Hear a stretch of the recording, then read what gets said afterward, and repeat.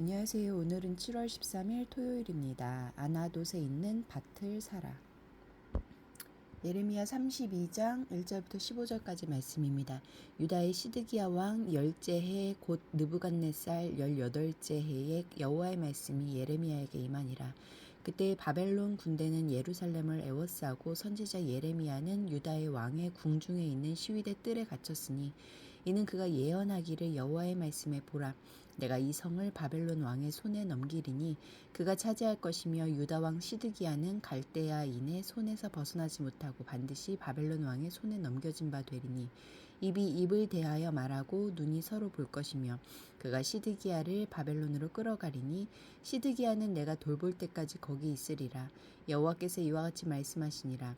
너희가 갈대아인과 싸울지라도 승리하지 못하리라 하셨다 하였더니 유다 왕 시드기야가 이르되 네가 어찌하여 이같이 예언하였느냐 하고 그를 가두었음이로라.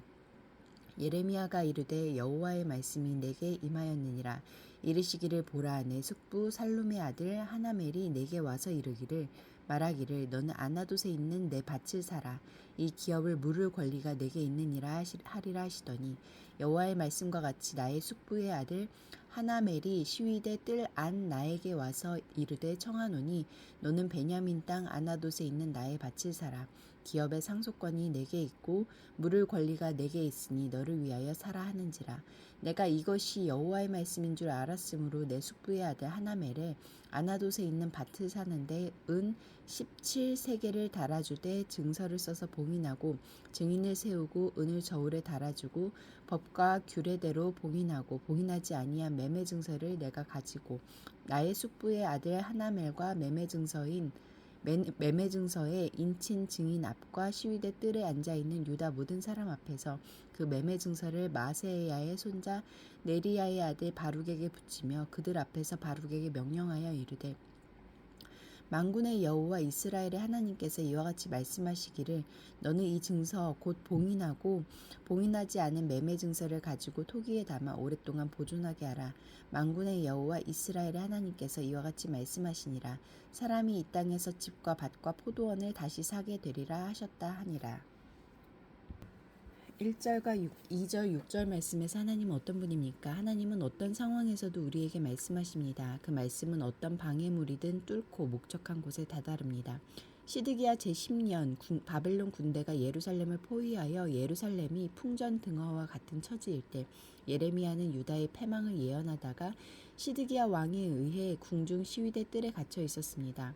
더는 예언자의 사역을 할 수 없는 상황인 듯 했지만 하나님의 말씀은 갇혀있는 예레미야에게 임합니다. 하나님의 말씀이 다다르지 못할 곳이란 없습니다. 하나님은 우리가 어디에 있든지 말씀으로 임하십니다. 6절, 7절, 15절 말씀에서 하나님은 어떤 분입니까? 예레미야에게 아나돗에 있는 밭을 사라고 하시면서 유다 백성이 다시 이 땅의 주인이 될 것이라고 말씀하십니다. 사람에게는 절망밖에 보이지 않는 현실에서 하나님은 희망찬 미래를 계획하시고 그 일의 성취를 선언하십니다. 예레미야에게 희망의 메시지를 주셨듯이 현실에 절망하는 우리에게도 성경으로 소망의 말씀을 주셨습니다. 하나님의 말씀을 볼 때 암흑의 오늘을 비추는 내일의 빛을 볼 수 있습니다. 3절부터 5절까지 말씀에서 나에게 주시는 교훈은 무엇입니까? 예레미야는 시드기야의 패배와 예루살렘의 패망을 예언했습니다. 자기 말이 왕의 심기를 불편하게 할 줄 알면서도 하나님의 말씀이기에 담대하게 전했습니다. 역시나 시드기야는 예레미야의 말을 듣고 그를 감금했습니다. 자기 귀에 거슬린다고 하나님의 말씀에 귀를 닫았습니다. 때로는 귀에 거슬리는 소리가 정말 귀 기울여야 하는 말씀일 수 있습니다. 쓴소리를 듣지 못한다면 하나님의 말씀도 듣지 못합니다. 8절부터 15절까지 말씀에서 나에게 주시는 교훈은 무엇입니까?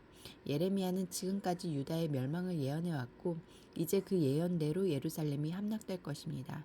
그런데 하나님은 하나멜이 파는 밭을 사라고 하시고 유다의 회복과 평화를 예언하라고 하십니다. 예레미야가 지금까지 해온 말들을 뒤집는 행동과 예언입니다. 그럼에도 예레미야는 매매 절차를 빠짐없이 밟으며 철저히 순종합니다. 말씀을 납득하기 어렵다고 무시하거나 대충 순종하지 않고 철저하게 이행하는 데서 참 선지자의 면모를 볼 수 있습니다. 기도하시겠습니다. 공동체를 위해서는 사람의 생각을 넘어 일하시는 하나님을 믿고 하나님의 말씀에 순전히 순종하게 하소서. 열방을 위해서는 2023년 한 해 동안 이란에서 그리스도인 166명이 체포됐는데 그중 3분의 1은 성경 배포와 관련된 혐의였다.